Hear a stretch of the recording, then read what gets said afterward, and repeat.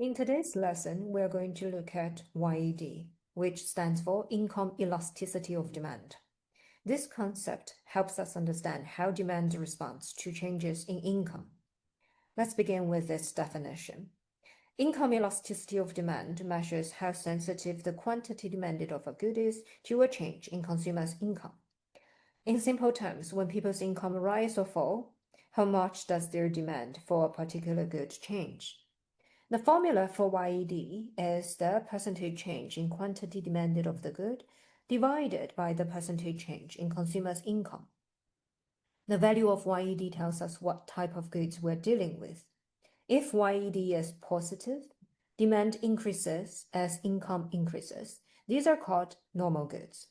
Within normal goods range, we have necessities and luxuries. Necessities have YED that is between 0 and 1, meaning demand increases with income but only slightly.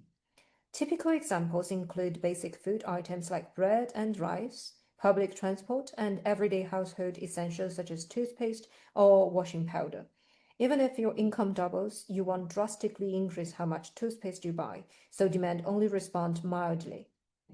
Luxuries, on the other hand, have YED values greater than 1, meaning demand increases more than proportionately as income rises.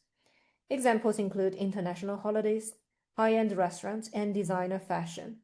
When income goes up, people tend to spend disproportionately more on these type of goods.